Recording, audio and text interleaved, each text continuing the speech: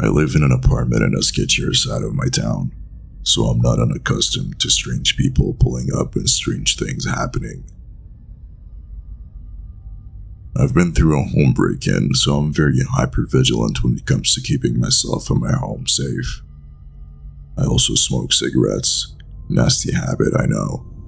But having cats and not wanting my house to reek like smoke, I'll walk out to my balcony to smoke. That's exactly what I was doing when this happened. I was sitting on my balcony, smoking, and just enjoying my night, when I noticed a car I've never seen before pull into the back parking lot of my apartment, right by my balcony. I initially felt a bit off, but I didn't want to come off as being the paranoid neighbor, so I keep sitting and smoking my cigarette. Then I hear footsteps making a beeline through my backyard. There's a large and burly man that I've never seen before walking briskly through my backyard. Again, I still don't try to make much of it because they might be there for my neighbor. My anxiety is definitely on alert, but not in panic mode, until I realize he's going straight for my portion of the backyard. He then does something that is still freaking me out. He stops right in my backyard and looks up at me on my balcony, not saying a single word. Now I am in absolute panic mode. I audibly say, "Oh fuck no." I spring up, slam and lock my balcony door. I run to my upstairs bathroom, and I dial 911. I listened to every sound from downstairs while I stood panicking in my bathroom, and truthfully it sounded like someone was messing with my back door. I don't know for sure because I was in a hypervigilance. I do know he was in my backyard for a few minutes because I was in my bathroom for several minutes, until I decided to peek out my balcony window. I saw him walking to his car and getting in. That also tells me that I don't think he was here to rob me, but something more sinister.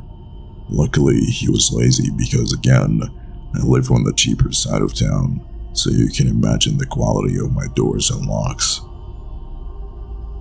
I'm really hoping it was just some guy who was drunk or high and had the wrong house, but my gut is telling me otherwise. Regardless, I hope we never meet again. One time as a child, I went with my family to the grocery store. It was our monthly trip to stock up on groceries, so we're going to be there a while. I was 12 at the time, so by the age I had a good understanding of how to read people.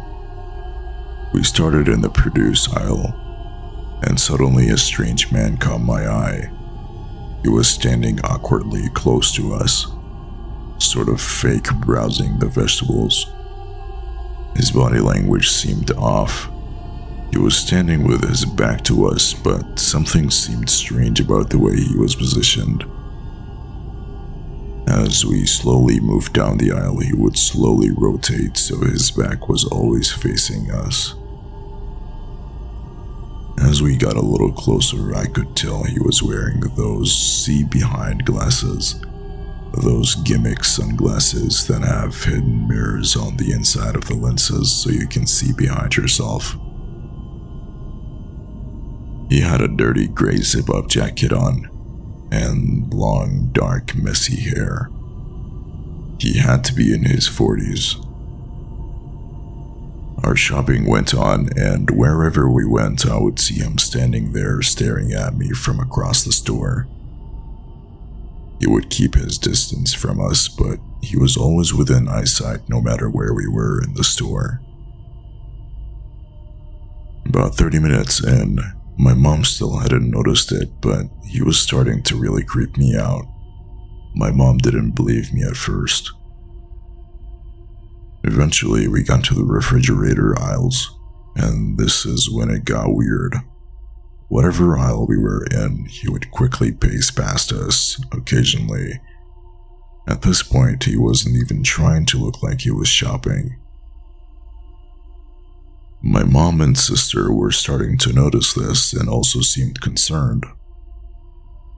At one point, we were grabbing something off one of the shelves and I could see him just standing on the opposite aisle, peeking through the shelves at us. His sunglasses were on still, but now his hood was up. We started to walk faster and do some random zigzags around the store to see if he really was following us and to try and lose him. But he would keep up, all in a very sneaky way at that. He would always be at the opposite end of the aisle, but he kept up with us the whole time. By this point, my mom was concerned, so we pushed the cart up to the customer service area to talk to a manager about it. By this point, we lost him. We informed the manager and she was very helpful. She actually went to go find the guy and talk to him. We waited at the counter until she paced back to us with a confused look on her face. She walked up to my mother and told us, "He said you're his mom." By this point, my mom and sister were concerned. The manager rang us up and said we should leave, and then they will escort the strange man. We walked out to the car, staying close to our mother, when we were met with a horrible sight. The man just standing across the parking lot across from our car, with his head slightly tilted, and a big grin on his face. We floated out of there, but we could still see him just standing there watching us leave. I came home around 12 a.m. to the house I share with 4 roommates. When walking on the sidewalk, I noticed a man across the street facing the other side, seemingly doing nothing. I passed by and entered my house, locking the door, and went to the kitchen, passing one of my roommates on the living room couch. The hallway from the front door opens into the living room and then to the kitchen. When I left the kitchen, I saw a dark outline through the door window and stopped to focus my eyes. My roommate looked at me confused as I had just stopped in my tracks. The outer door was open and the man from across the street was looking in and then started turning the knob. As I heard the knob start rattling, I said something like, "There's a fucking guy at our door." My roommate got up from the couch alarmed and we together got closer to the door. I could see the man's face clearer now, pressed up against the door window. His face was blank. He had long, oily hair and pockmarks on his cheeks. His expression made me feel incredibly uncomfortable, as it seemed he was looking through us, with no recognition of us. My roommate called down to my basement roommate to make sure his door leading to the backyard was locked. I went upstairs to alarm my other roommate. When we came back down, the man wasn't at the door, so we peered out the window to see him standing in our walkway, looking across the street again. Reflecting on this, I'm just happy I remembered to lock the door, because sometimes we forget and spend the night with the door unlocked. I don't even want to know what would have happened if the door was unlocked.